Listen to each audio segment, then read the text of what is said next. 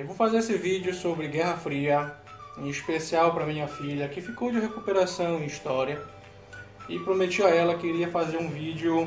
Bem, a prova é amanhã, então eu vou fazer uma lida rápida, tentar fazer um resumo do que eu entendo e passar a ela, ou melhor, não somente a ela, né? Mas a todos aqueles que gostam de História e outros que ficaram porventura de recuperação e tantos outros que gostam do assunto do período pós-guerra. Guerra Fria. Com o fim da Segunda Guerra Mundial, de 1935 a 1945, uma profunda crise econômica e política atingiu a Europa, principal palco desse conflito armado. A gente já sabe que o período da Guerra Fria foi o pós-guerra. Os aliados foram vencedores: Estados Unidos, Inglaterra e França. Apesar disso, França e Inglaterra mostravam-se países fragilizados, sobretudo economicamente. Claro, os caras depositaram, digamos assim, todas suas fichas na guerra, principalmente na questão armamentista. Ao contrário dos Estados Unidos e da União Soviética, que emergiram após o conflito como as duas potências econômicas e militares do mundo.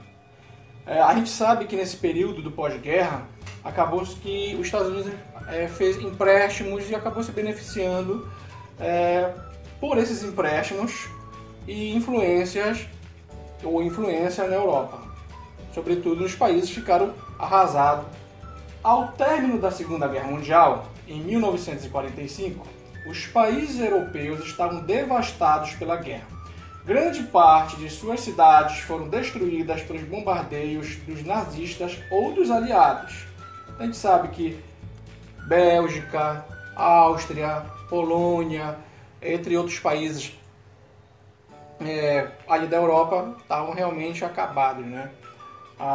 E países que depois foram fazer parte do leste europeu ou então que se integraram à União Soviética também estavam arrasados.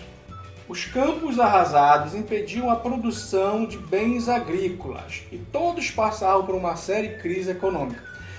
Na minha época eu tinha uma mania de não riscar meus livros nem cadernos, mas hoje a gente sabe que através de alguns estudos de fixação é importante a gente repetir certas frases, palavras para memorização. O cérebro toma isso como importante, toma aquela nota e realmente sublinhar o teu livro. Na minha época tinha caneta, agora já tem umas canetas que marcam, né, os marcadores e tal. Então façam isso com o livro de vocês. A gente já sabe que os campos eram na verdade boa parte economicamente, muitos países eram agrícolas, né? Então por isso que o texto evidencia dizendo que foram arrasados, tinham campos arrasados. E aí impediu a produção de bens agrícolas e todos passavam por uma séria crise econômica, pois haviam destinado grandes recursos à guerra, foi o que eu acabei de dizer. Esses países, como França e Inglaterra, eram influentes e detinham grande poder militar, econômico e cultural antes da guerra, mas agora encontravam-se em crise. É o que vai ser dito lá na frente, eu não sei se na verdade ela me disse que talvez não caia na prova, mas tanto Inglaterra como França eram países o quê? Colonizadores. Então existiam colônias deles, sobretudo nos países africanos, parte da Ásia também. Depois desse período da guerra, vai se desenhar um outro quadro político ou geopolítico nesses países que eram colônias. O lugar deles foi ocupado por meio da ascensão política e econômica tanto dos Estados Unidos quanto da União Soviética. Eu acho que todo mundo sabe que a União Soviética hoje é a Rússia, tá? Essas duas potências tornaram-se líderes mundiais do pós-guerra. Os Estados Unidos passaram a liderar o bloco dos países capitalistas e a União Soviética o bloco dos países socialistas. Aí eu não vou falar o que é socialismo nem capitalismo, que isso é uma coisa que antecede o texto e eu imagino que todos já devam saber para poder entender justamente a questão da Guerra Fria. Se não entender sobre capitalismo, socialismo, comunismo, fica meio que boiando na história. A principal característica desse momento foi a disputa ideológica, ou seja, no campo dos pensamentos, das ideias. Não foi de fato para a guerra em si. Um exemplo rápido, como do Vietnã, Estados Unidos contra o Vietnã, ou para quem é mais atual, Iraque, ou a Guerra do Kuwait, enfim. Não, foi no campo das ideias. Então foi uma disputa ideológica, militar e econômica entre Estados Unidos e União Soviética. Por nenhum dos lados ter declarado guerra ao outro, mesmo tendo uma rivalidade acirrada, o período ganhou um nome contraditório de Guerra Fria. Guerra, por indicar que os Estados Unidos e a União Soviética eram inimigos. Fria, pois, embora houvesse uma disputa ideológica por hegemonia, não havia declaração formal de guerra. Aqui tem um quadro chamado Mundo Bipolar. Eu acho graça porque alguns sabem que eu tenho transtorno bipolar. Partiu de um lado capitalistas e de um outro lado socialistas. Isso se deu de 1945 a 1990, quando houve finalmente o término da União Soviética, a queda do Muro de Berlim, que é o símbolo máximo dessa queda, desse período, do fim desse período. Então nós encontramos do mundo capitalista toda a parte dos Estados Unidos, melhor, da América do Norte, Estados Unidos, Canadá, parte da Europa Ocidental, e ali, que digamos que seria a periferia do capitalismo, vem América Central, América Latina, África, parte do Oriente Médio, tá?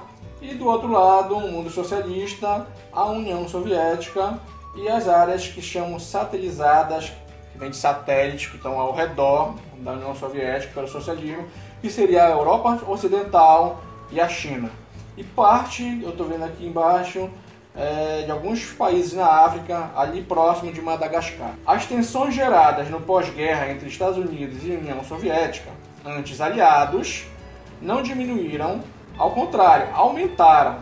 Para isso, colaborou o medo que o ex-chanceler da Grã-Bretanha, Winston Churchill, tinha do perigo vermelho, era o que ele chamava, porque a bandeira da União Soviética, né, onde tem a foice e o martelo, e ela é vermelha, então eles chamavam disso. Que o levou a pressionar os países do Ocidente para que se fortalecesse contra o avanço soviético. Em 1946, em um discurso, Churchill alertara para a existência de uma cortina de ferro, entre aspas, no leste europeu. Por favor, né? Norte-sul, leste-oeste. Então a parte leste da Europa, justamente de onde vinha a União Soviética, e ela vinha trazendo consigo na sua influência esses países do leste europeu, que impedia qualquer influência dos países capitalistas nessa região. O que queria dizer isso? Churchill estava dizendo que qualquer influência de países capitalistas que queriam entrar naquela cultura, naqueles países que sofriam influência da União Soviética, eram impedidos. Não sei de que forma eram impedidos. Eu acredito que, na verdade, eles se fechavam, não davam abertura política, econômica, social, questão cultural também. Existia muito, talvez o texto diga lá na frente, existia muito medo, muita lenda em volta, né, do que acontecia com o socialismo. E da outra parte também, nos países socialistas, existia também muitos comentários que o capitalismo fazia tal coisa e aterrorizava de um outro modo. Isso tinha influência no cinema, no teatro. Bem, um político soviético, aqui só diz Zhdanov, expressou as suas ideias comunistas neste momento, dizendo que o mundo estava dividido em dois blocos irreconciliáveis e que o bloco comunista era o bloco da liberdade, da democracia e da paz. Ou seja, o cara era soviético e ia puxar a sardinha para o lado dele. O bloco capitalista era chamado de bloco da guerra, da ditadura e da exploração. Curiosamente, os capitalistas diziam que o bloco liderado pela União Soviética era o da guerra e o da ditadura. Percebeu o que eu estou querendo dizer? Cada um puxava para a Grã-Bretanha, todo mundo sabe, não vou dizer o que é a Grã-Bretanha, vou dizer na verdade, países constituídos, né, Inglaterra, a Irlanda, Escócia, não lembro mais algum, posso estar esquecendo, e as colônias, etc. Foi o primeiro a perceber o chamado avanço soviético.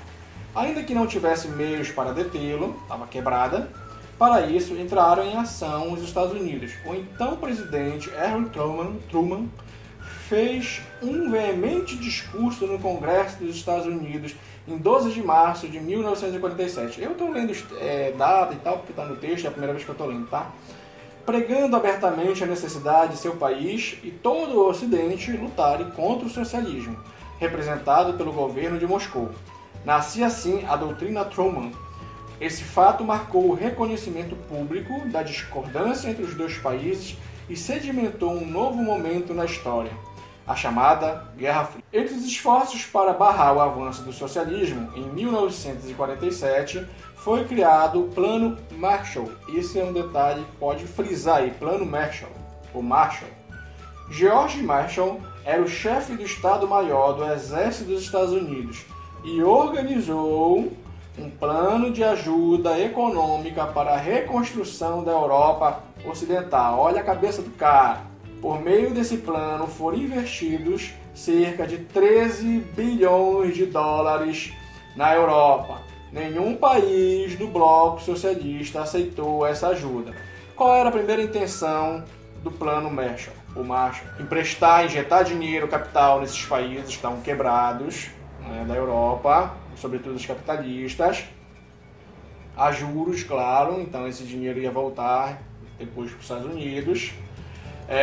Quem sabe, isso eu posso dizer, empresas, indústrias se instalassem nesses países para movimentar a economia. E quando ele diz que nenhum país do bloco socialista aceitou essa ajuda, é que aqui tem dois gatos, meu amigo, e um é socialista e outro é capitalista. Aí entenda como vocês quiserem, os caras são demais. Eles queriam puxar alguns desses países para o lado deles, mas com promessas também da própria União Soviética, esses países não aceitaram essa ajuda, tá? A recusa soviética manifestou-se por meio da criação do Comitê de Informação dos Países Comunistas e Operários, o Comifor,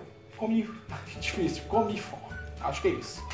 Em 1947, o objetivo do Comifor era unificar a ação comunista na Europa Oriental por meio da interferência do governo de Moscou na política dos países socialistas da Europa. Então, quer dizer, ao mesmo tempo, digamos, que os Estados Unidos queriam ajudar seus aliados e também países dos blocos socialistas para chamar a atenção do lado deles, logo a União Soviética se movimentou também e fez um plano aí chamado, Comitê de Informação dos Partidos Comunistas e Operários. Com exceção da Iugoslávia, que não aceitou essa imposição, todos os demais países socialistas passaram a admitir a intervenção de Stalin, que não hesitou em utilizar força repressora sempre que julgou necessário. Stalin era demais. No momento que Stalin ditasse alguma coisa, esses países do bloco eles teriam que aceitar, com exceção da Iugoslávia, que não aceitou, né? Além da criação do Comifor, a União Soviética também criou, em 1949, o Conselho para Assistência Econômica Mútua, o Comecon, com o objetivo de organizar os países europeus em uma espécie de mercado comum, auxiliando-os na reconstrução do pós-guerra. Seria o Plano Marshall, da União Soviética. Foi adotada uma moeda única, o rublo russo. Em 1949, formou-se sob a liderança dos Estados Unidos uma aliança militar de defesa mútua entre os países da Europa Ocidental, denominada Organização do Tratado do Atlântico Norte, ou seja, a OTAN. Estudei muito isso no ensino médio. Então já existia, da parte dos Estados Unidos, a parte política e agora um movimento forte da parte militar. Com a liderança militar da OTAN e fornecendo ajuda econômica à Europa Ocidental, os Estados Unidos induziram os governos desses países a preservarem o capitalismo e assumirem política de que se opusessem à influência do bloco soviético. Em resposta ao Plano Marshall e à criação da OTAN, os países da Europa Oriental firmaram uma aliança de ajuda militar. Agora era a vez dos soviéticos. Seria chamado de Pacto de Varsóvia, cujo objetivo era defender os integrantes do bloco socialista. Então, em outras palavras, o que seria isso agora? Vamos fortalecer os países soviéticos militarmente de qualquer invasão ou ameaça de países do bloco capitalismo. E por sua capitalista, a de Varsóvia, socialistas, OTAN, capitalista, Plano Marshall, capitalista, o Comecon é socialista, tá? A importância de Berlim, que foi mais ou menos aí como se deu o fato. Mesmo antes do término da guerra, os três grandes, Estados Unidos, União Soviética e Grã-Bretanha, reuniram-se para decidir o destino do mundo. Na Conferência de Potsdam, ocorrida em julho e agosto de 1945, ficou determinado que a Alemanha seria dividida em 4 zonas de influência, assim como a capital, Berlim. Dessa forma, ainda que se encontrasse na área soviética, ou seja, mesmo que Berlim, que é a capital da Alemanha, estivesse na área soviética, ela ainda assim tinha 3/4 da cidade sob ocupação ocidental e orientação capitalista. A divisão da Alemanha e de Berlim tornava impossível uma administração conjunta, ou seja, os dois países lá em acordo, convivendo. O que levou os Estados Unidos, França e Inglaterra a optarem pela união de todo o setor ocidental. Então, quando dividiram Berlim em 4 pedaços aí, ou seja, uma França, Inglaterra e Estados Unidos e a outra a União Soviética, eles optaram, esses três, a fazer, na verdade, um setor só. Afinal de contas, eram capitalistas, formando um governo autônomo pró-capitalista. Tá? Foi organizada uma conferência em Londres, em 1948, com o objetivo de estabelecer as medidas a serem adotadas na integração econômica da Alemanha, que deveria começar com uma reforma monetária para reabilitar o marco alemão, fortalecer a moeda do local. A União Soviética foi deixada de fora das discussões. A divisão da Alemanha gerou do lado capitalista a República Federal da Alemanha e do lado socialista a República Democrática Alemã. Então, República Federal Alemã da Alemanha, República Federal da Alemanha, do lado capitalista, e do lado socialista, República Democrática Alemã. É interessante a gente colocar um desenho, mas eu vou tentar levar aqui para vocês mais ou menos isso aqui, ó.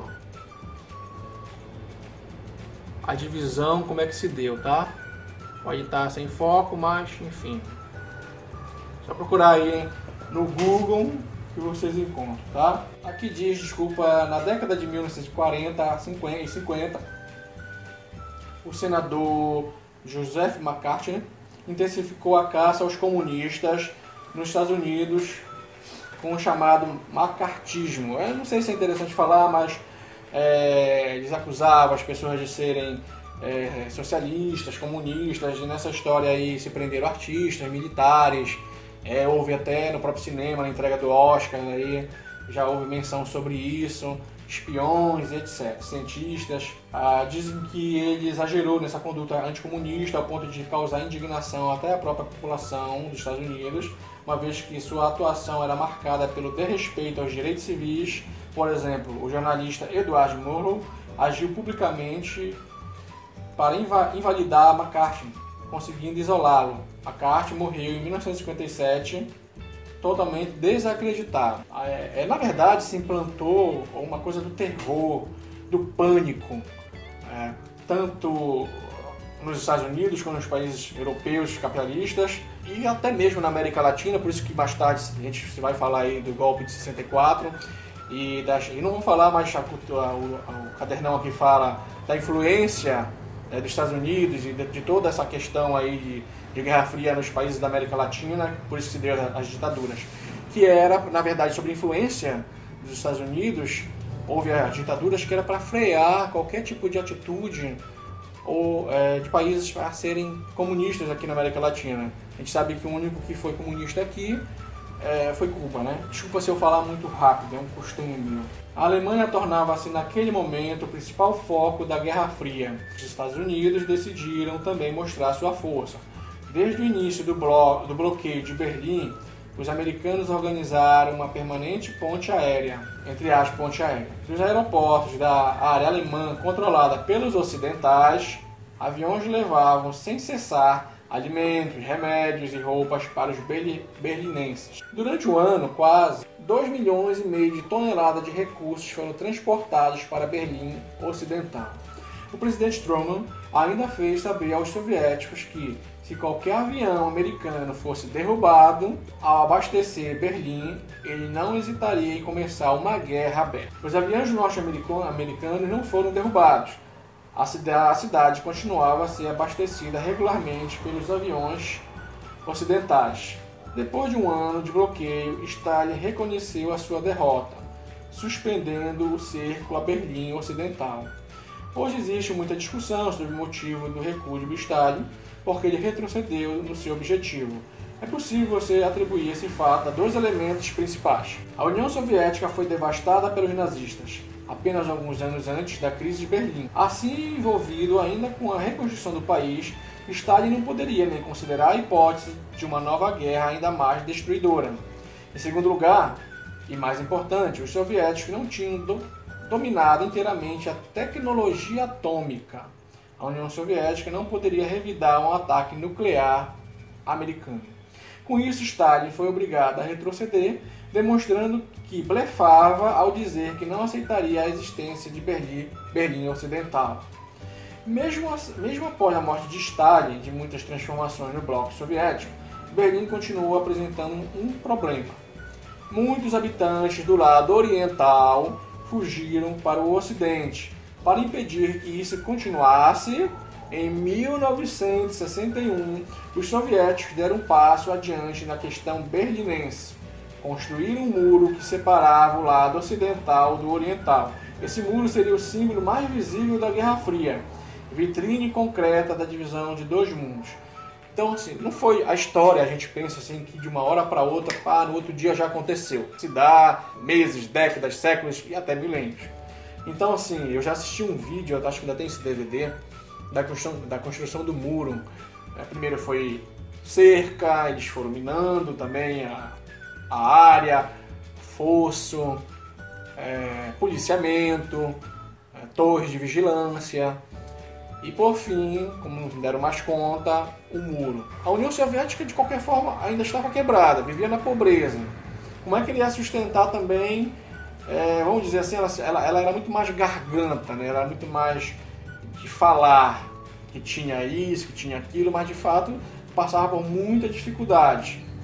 Você tinha um ditador que era Stalin, o cara mandava trucidar brincando, né? Então, assim, eu lembro que já assisti filmes que o povo passava fome, era um rolo de papel higiênico para uma família toda, eram filas quilométricas para receber um pedaço de pão, enfim. Então, queres viver nessa situação, nessa pobreza, nessa questão de miséria? Não. E tu tá vendo que o capitalismo, o lado capitalista sobre os Estados Unidos, vive em abonança, vive em fartura, tu quer migrar para lá, tu queres correr para lá. Então era muito, a debandada era grande das pessoas saindo do lado soviético e indo para o lado capitalista. E aí Stalin, para ele, isso era mal visto, porque afinal de contas era uma amostra do que o comunismo, o socialismo não estava dando certo. E isso para ele era inadmissível. Então vamos lá. Berlim tinha grande importância para os Estados Unidos e para a União Soviética. Em primeiro lugar, era a capital da extinta Alemanha nazista. E, em segundo lugar, no pós-guerra, era um local onde o capitalismo e o socialismo coexistiam na mesma cidade. Em nenhum outro local do globo algo do tipo acontecia. Por essa razão, ambos os lados compreendiam que Berlim deveria ser um símbolo tanto do Ocidente, liderado pelos Estados Unidos, quanto do Oriente, liderado pela União Soviética. Isso se mostrou um problema para os soviéticos, pois aproximadamente 2,7 milhões de pessoas que viviam em seus domínios na Europa, de 1949 a 1961, buscaram refúgio em Berlim Ocidental. Foi isso que eu acabei de dizer. Ou seja, havia um movimento migratório de pessoas que não queriam viver sob o controle dos soviéticos e viam Berlim como uma possibilidade de fuga, ingressando no mundo capitalista. Para conter essa migração, o líder soviético Nikita Khrushchev ordenou a construção de um muro cercando a zona ocidental da cidade, chamado Muro de Berlim.